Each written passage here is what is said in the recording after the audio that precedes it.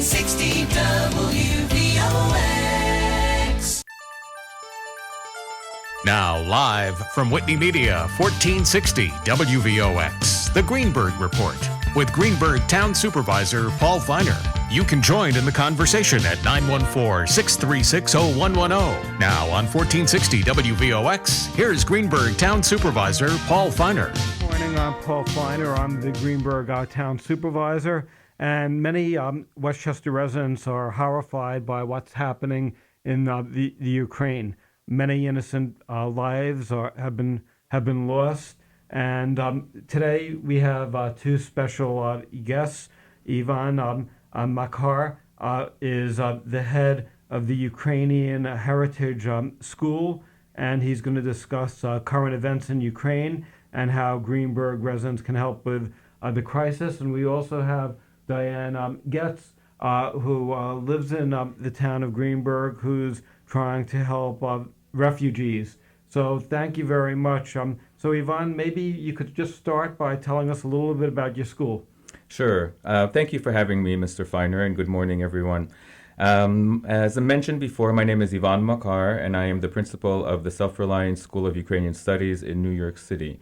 We have students coming in from Westchester, Jersey, all 5 boroughs, and Connecticut to our school on a weekly basis. The school was actually organized and set up in 1949 with a direct result by the refugees from World War II, who felt the need to preserve their own school, their own heritage in the United States. We were the first school of Ukrainian studies in the United States after World War II, and we have different schools all over the place, all over the United States. We teach Ukrainian history, Ukrainian culture, traditions, religion, geography, and our classes are for students between pre-kindergarten to the 11th grade. We have, this is every Saturday. That usually followed by Ukrainian Scouts, and then there's Ukrainian dancing, so it's a whole slew of Ukrainian activities on Saturday mornings. So that is a little bit of the background of our school. We have about 250 students. And we monitor the situation in Ukraine very closely. Interestingly enough, that our students are from a wide range of different backgrounds, meaning generational backgrounds. You have students who have just recently come from Ukraine. You have students whose families came 10 years ago, 20 years ago. You have students who were born in the United States already. So, like myself, who was born here. But we maintain the language, the culture, and the traditions, and we want to pass that on over to future generations. Do many of the students have family members who are currently in Ukraine? Yes, we do have many students. Actually, when this first happened on the 24th of February, we did a crisis intervention to talk to all the families at our school to see how everybody was doing, contacting with their families. Some people have very close families, like parents or grandparents that are still in Ukraine, that have had to flee from eastern Ukraine to western Ukraine. I myself have family that are in the Carpathian Mountains, so they seem to be a little safer. I have people in my family who are on the front lines. Who are fighting the Russian onslaught, and my wife's family, part of my wife's family, have immigrated to Poland during this time. So we have a lot of, we're always checking in with our families to see how they're doing, to see what the connections are. We speak with them via Messenger and Facebook to kind of keep up on current events there. Diane, you've been helping some refugees. Could you tell us about your efforts? Well, I was a former resettlement worker for NIANA, an organization that helped resettle refugees from Russia, from the former Soviet Union, and a family that I resettled from Kiev 33 years ago. I was still in contact with them. Their son reached out to me because his relatives are in Nikolaev, and he was trying to help them evacuate. I reached out to you and to other organizations, and nobody really was able to give me much information how to help a family to evacuate. And then, just by coincidence, my son attends Tulane University in New Orleans, and I read about a family that had adopted two sisters from the Ukraine 15 years ago, and that they had contacted an organization called Maccabee Europe to help evacuate their adoptive daughter's biological sisters, just in the event that they needed to be evacuated. I contacted the organization, and to my surprise, 6 a.m. Last week, they called me back and said that they wanted to help. And so I contacted my former client, and I was the intermediary. I was able to arrange for this young family, actually within 2 days. They were in Odessa. I was able to make arrangements for someone to meet them, bring them to the border. It took, it was a train ride of 15 or 16 hours to the border. We have to take a break, and then Sure. we'll be right back after this break, and we'll discuss ways that people could help families in need and refugees. I'm Paul Feiner, Greenburgh Town Supervisor.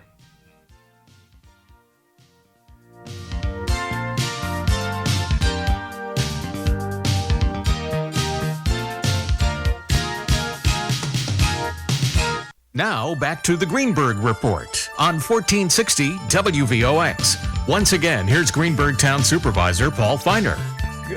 Good morning. My name is Paul Feiner. I'm the Greenburgh Town Supervisor. My guest is Ivan Makar and Diane, Getz. And Ivan is the principal of the Ukrainian Heritage School. And your school is located in New York City? Yes, in and Manhattan. but there's Westchester, residents. Has your school been very involved in fundraising? Yes, our school has been very involved in fundraising. We've actually recently had a benefit concert, our annual Taras Shevchenko concert, where the children were to perform, and Taras Shevchenko is the Bard of Ukraine. We recognize him every year, but this year all the funds collected at that concert went directly to help the revived soldiers in Ukraine. We also work with Ukrainian Scouting Organization, and our scouts in New York City have been collecting collecting clothing and collecting materials to be sent over to Ukraine, as well as putting together medical kits, first aid kits. They're doing that. They did it last Saturday, and they're doing it this Saturday again. So we work together with the scouting organizations to be doing that. What's the best way that people could help? The absolute best way for people to help is to get information from Razom for Ukraine. Razom means together. So this organization has been in existence since 2014 as a result of the revolution of dignity that happened in Ukraine that ousted the pro-Russian president. Soon after Putin started the war in the eastern Ukraine, this organization has organized itself to help Ukraine, and now is the forefront of the helping efforts. So that's RAZOMFOR Ukraine.org. And if you go on there, you'll see different sites that have been vetted to make sure that all the material gets to where it's supposed to be. So you can donate to humanitarian aid to Ukraine, for Nova Ukraine. You can donate, support hospitals in Ukraine, donate to the Ukrainian army. You can donate Voices of Children, services that help children overcome the trauma of war. Sunflowers of Peace, which donates tactical medicine. Revive Soldiers of Ukraine, which is where our school was donated. And to donate to Razom's emergency responses. So we have people on the ground in Ukraine, our connections, so we know that they receive the materials that have been sent. Diane, you've done like a lot of community service. You were part of our efforts to get people vaccines. Last year helped hundreds of people. You helped victims of Afghanistan. And why do you enjoy helping people? Well, by nature, I am a social worker, and I've always liked helping people, but I'm no longer a social worker. I've been retired for many years, but I was working for a physician, and a lot of her patients were seniors, and I saw the need to help them schedule appointments for vaccinations, because I was working remotely, actually, from home. And so on my own, I just started scheduling appointments. I helped over 100 seniors get vaccinated.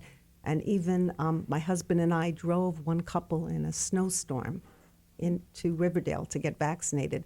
It's just a mitzvah to help other people, and it's something that gives me great pleasure. And how many families have you helped from the Ukraine? Well, right now I helped a young mother and a 7-year-old son. I helped them through this organization, Maccabee Europe. They are now in Bratislava. They were granted temporary refugee status. The young boy is already in a kindergarten. They are provided with housing. But we are now trying to help their family in Nikolaev. It's an 85-year-old bedridden grandmother with her kids who couldn't leave her because she's immobile. And so we're working on that with the JDC. We were trying to have the grandmother transported. They also, by airplane, actually with her, they have pets too. They have 2 dogs and a cat. They don't want to abandon. I had a question for Ivan. If people like Diane would like to help refugees, is there a way that residents who really want to help people could connect with some of the individual refugees and be more helpful if they have the time? I think that the best way of doing that is to connect with the organization that I mentioned before, Razum for Ukraine, because they really have their pulse on everything that's going on, from humanitarian aid to connections. They really have an idea of where everything is going and how to run with that. We've had a couple of refugees come to our school on Saturdays, and we also have a high school there, which is a St. George Academy, that's had 4 or 5 refugee students come to the school. Do you expect, now that the president has indicated that 100,000 refugees could come to the United States, do you expect that there'll be a lot of people in this area wanting to come to the United States, and do you think that's going to be difficult for them to get the visas and approvals? Well, I'm hoping that it won't be difficult. I'm hoping that it'll be a smooth process. But as with everything, there's always a lot of red tape. But my hope is that the doors will open to them, because these people, are devastated. Out of nowhere, we're a peace-loving country. We're doing nothing wrong. We were independent for 30 years. We've, tried to be as democratic as possible, working towards that area, and now to be slammed by your neighbor, where buildings are being bombed and children are being killed, and it's just horrible. You're just 1,000%, correct. In terms of, other efforts, are there other things that that residents of Greenburgh or Westchester County could do to help the Ukrainian school? Absolutely. I'm not only to help the Ukrainian school, but I'm saying to help the Ukrainian cause at this point. I think one of the best things that can be done is helping to host benefit concerts, organizing benefit concerts, being part of them. Another thing is possibly working with our public school system. My son goes to the Richard Bailey School, and we're currently working with the principal and the PTA there to raise awareness with the children, so that maybe they can be part of the effort. I think it's extremely important to talk about what's going on with families and with residents, and not to, be complacent to what's going on, because this is really not just an assault on Ukraine. This is an assault on democracy and an assault on the world. I mean, this is evil to its highest degree. So, working with the schools, talking to students. I think also a good way to show support is to put up blue and yellow ribbons in your area. I know that my neighbor across the street put up blue and yellow ribbon on their tree, and it just makes this hard time look just a little more easier, knowing that people are supporting you. Great. We have to take another break. I'll be right back. I'm Paul Feiner, Greenburgh Town Supervisor, and we're talking about the problems in the Ukraine. 1460 WVOX. Now back to the Greenburgh Report on 1460 WVOX. Once again, here's Greenburgh Town Supervisor Paul Feiner. Everybody could think we're winning it, and then he's like, I was thinking today. Oh, hi, I'm Paul Feiner, back on the air, and our guest is Ivan Makar, and of the Ukrainian Heritage School, and Diane, Getz, who's been helping individuals during the transition. Do you think, Ivan, that the United States is doing enough? I want to answer that question by being very thankful to what the United States is doing. I think they're on top of it, sending all the ammunition, sending all the supplies that they have been sending is wonderful. Putting on sanctions is wonderful. However, I wish that the United States could do more. I understand that it's a very difficult situation. I understand that this means the beginning of World War III, but in my vision, the beginning of World War III has already started because this is going to continue if it's not stopped. So I wish that the United States would take it a step further with their assistance and aid to Ukraine. And, one of the concerns, I was reading an article, I think yesterday, is even if Ukraine is successful, Russia is destroying the country, so it's possible that a couple years from now a strong man could get elected and the whole country could be destabilized. So Putin could actually, at the end of the day, be getting what he wanted. Well, that's why it's extremely important for Ukraine to join NATO. It's extremely important for Ukraine to join the European Union. It's extremely important for Ukraine to be part of the world and not be the buffer to the rest of the world, and which it is right now, and suffering great losses because of it. Would you be upset if there's, say, a ceasefire and Ukraine says, okay, the parts of Ukraine that are more Russian could stay with Russia, or do you feel they should compromise? Absolutely not. There is no reason in this world why we should be listening to somebody else, why a bully can come into our country, carve part of it out, and make it theirs. Absolutely not. And I don't think the Ukrainian people will stand for that. It's been too long. This is the time to make it happen. This is the time to keep the territorial integrity intact. So how do you think this is going to be going on for many months or years, or do you think what's your prediction? If there isn't more push from the West, if there isn't more assistance, different types of assistance from the West, this can be going on for a very long time. Something drastic has to happen. Putin either needs to be dismantled, he needs to be gotten rid of, because you have to cut the serpent's head off in order for this to end, or there has to be more help on the side of the West.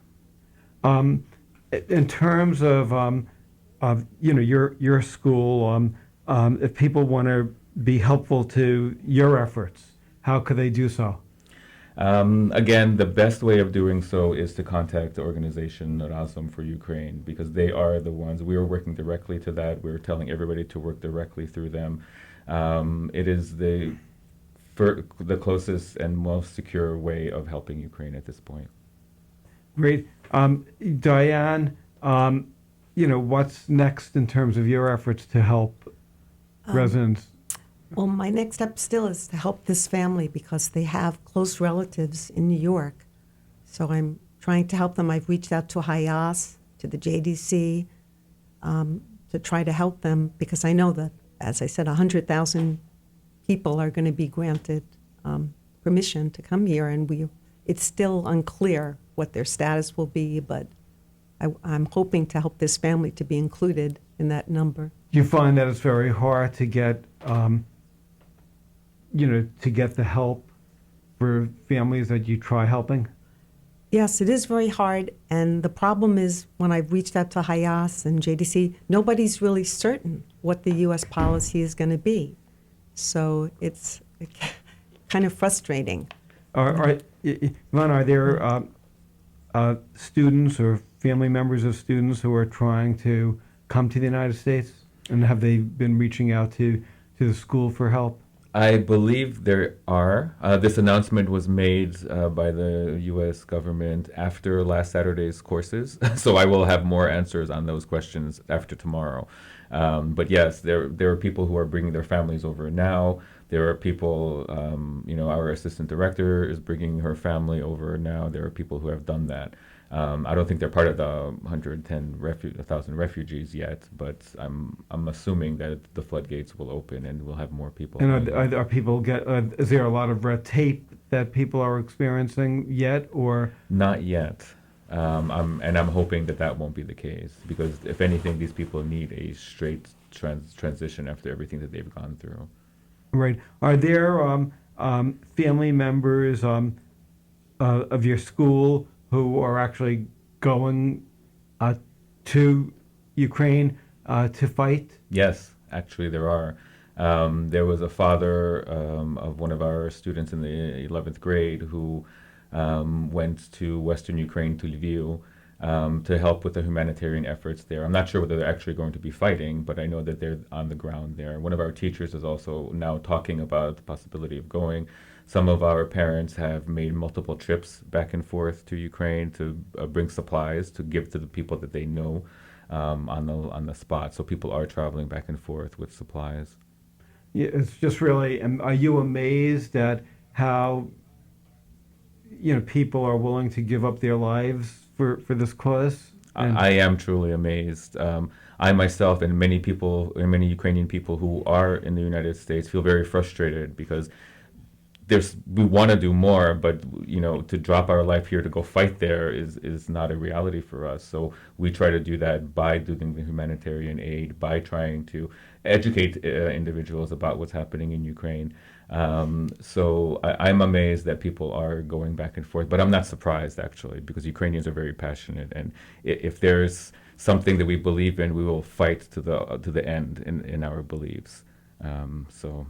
Are you sort of surprised that the world is so supportive, and how there's almost unanimous support for what residents of Ukraine are going through? Yes, I'm very thankful, and we've all been taken aback by all the displays of unity from the world, by putting blue and yellow colors everywhere on buildings and on posters, and everything that we see throughout the world is very uniting. And it's surprising. It's just unfortunate that it takes a war to finally get our story out. We've been fighting Russian oppression for a very long time. Ukraine was under Russia for 300 years before the Soviet Union. Then we had the Soviet Union. We had a man-made famine in 1932-33 by Stalin, where 6 to 10 million Ukrainians were killed.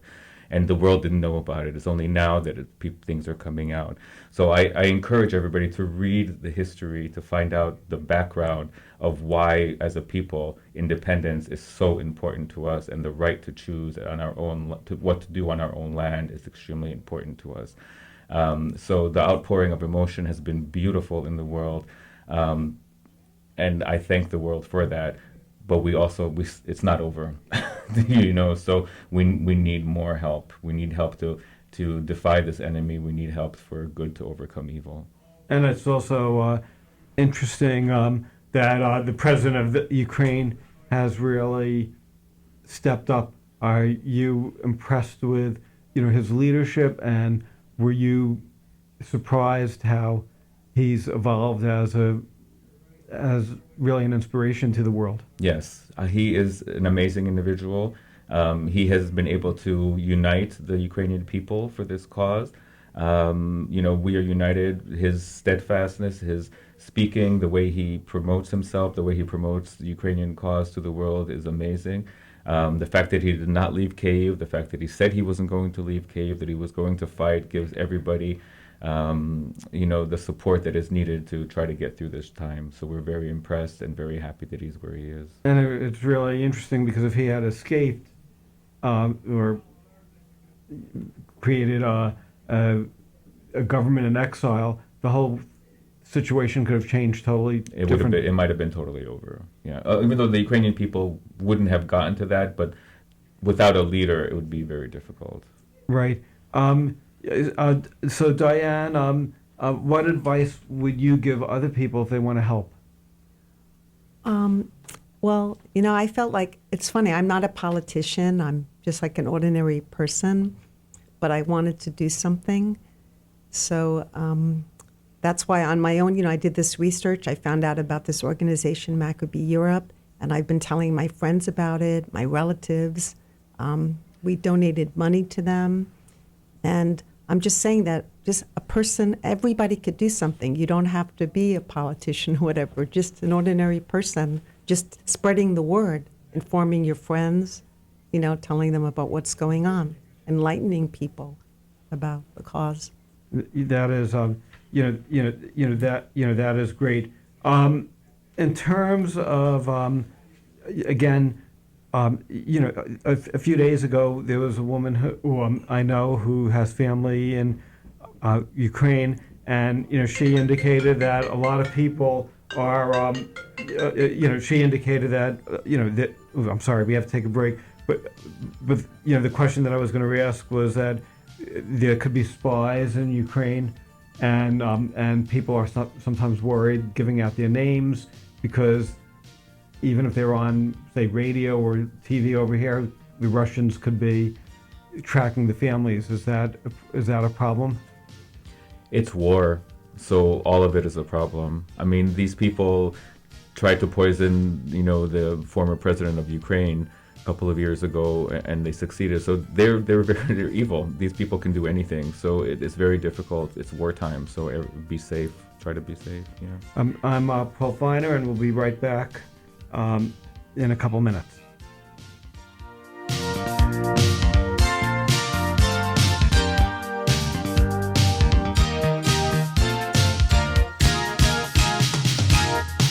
Now back to the Greenburgh Report on 1460 WVOX. Once again, here's Greenburgh Town Supervisor Paul Feiner. I'm Paul Feiner, Greenburgh Town Supervisor, and I was going to ask Ivan, do the Russians know why they're fighting?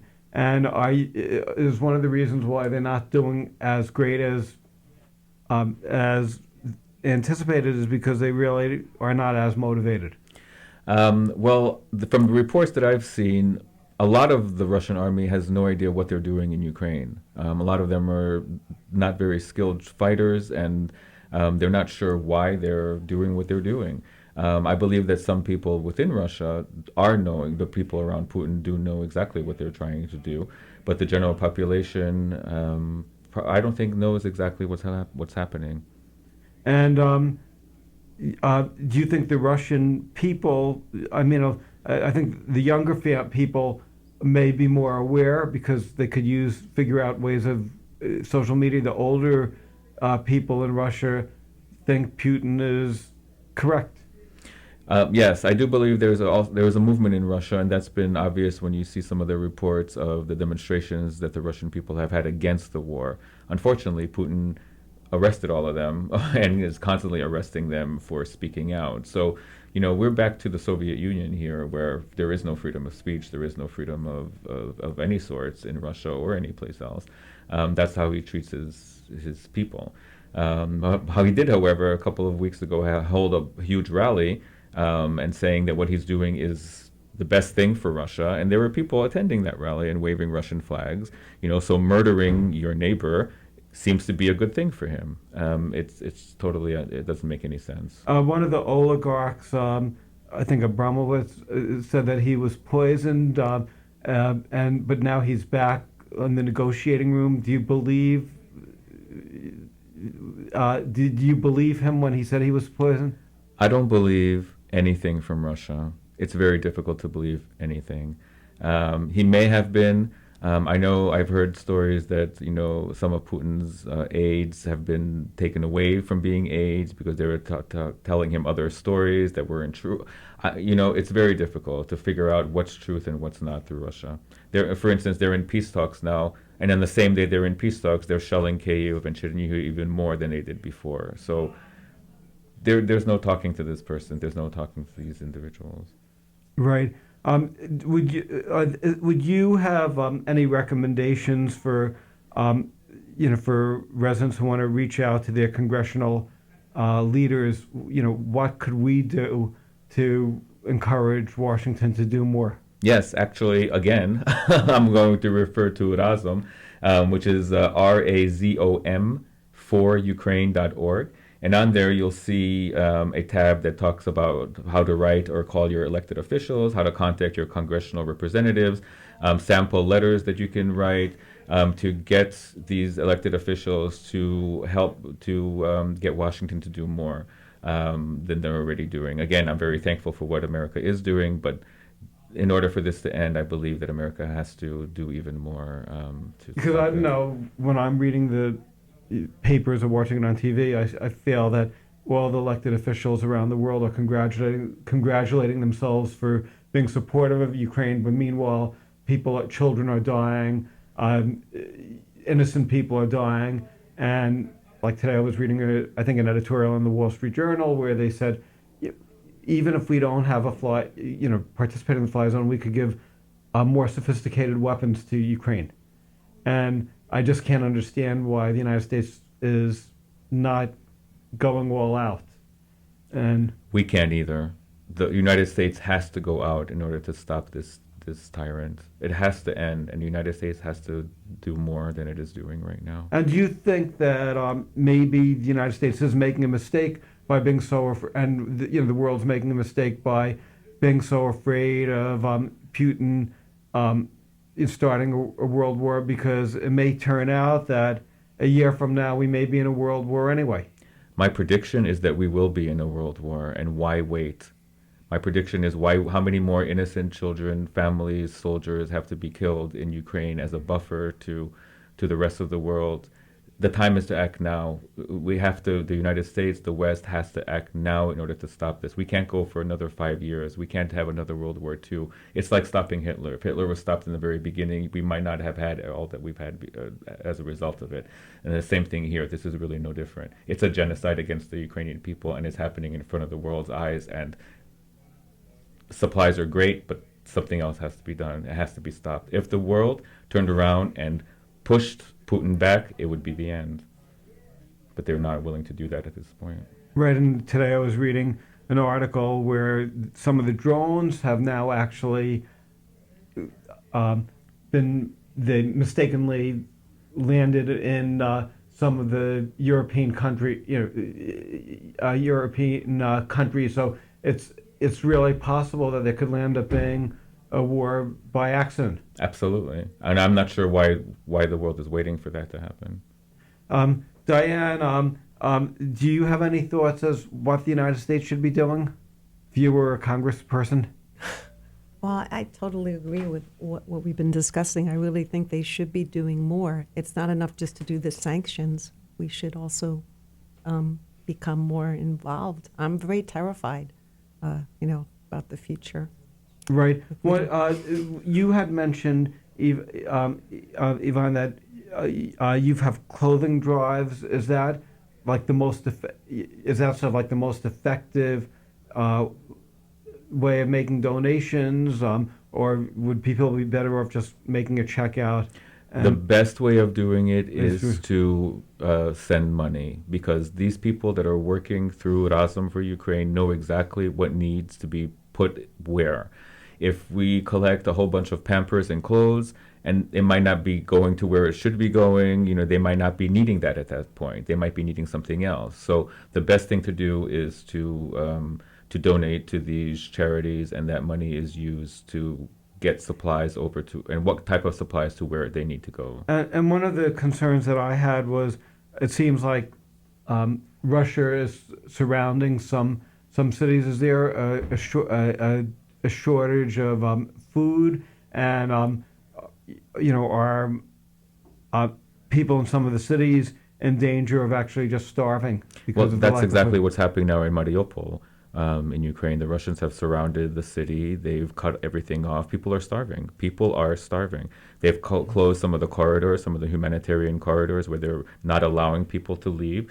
The city has been totally demolished. If you see pictures, there is barely anything left from this city, and they're experiencing starvation. So I'm not sure if there's, there sure isn't food. There is food in Ukraine, but the fact is that they're being cut off from that food, and they're being cut off from that food purposely. So has there been any efforts to try having, say, humanitarian food drops or, having, Yes. because I keep looking at the news and saying I'm wondering why people don't just put pressure on, say, Washington or some of the European countries to drop food or medical They're supplies. trying to do that, but the Russians are blocking it. The Russians, like for instance, have taken over Mariupol, and they've closed them in, closed the people in, and they've closed those corridors. Those corridors are open so very limited times, but recently they have closed them, and they're not allowing any of that information or any of that food or material to get to the people that need that. So it's not like people aren't trying to do it; it's just being stopped by the Russians on spot. Right. We only have a couple more seconds, and just want to know if there's anything that we didn't touch on that you'd like to bring up. To thank you for this opportunity to speak about Ukraine, because it is yet another venue that members of Westchester County could see what's going on, could listen to what's going on.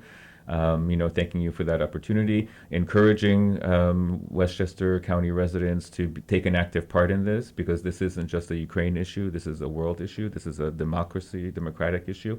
If you're a lover of democracy and you believe in the principles of democracy, then stand up for Ukraine. And try to do as much as you can for it. Donate. Have benefit concerts, put up blue and yellow ribbons, talk to school officials, talk to your senators, talk to congressmen, get the word out. Don't be complacent. One of my biggest fears is that, since we're in week 5 of this war, if it continues, then, it'll be, something that's over there. We can't let that happen, because, thousands and, millions of people have already had to flee Ukraine. Thousands and thousands of people are being killed.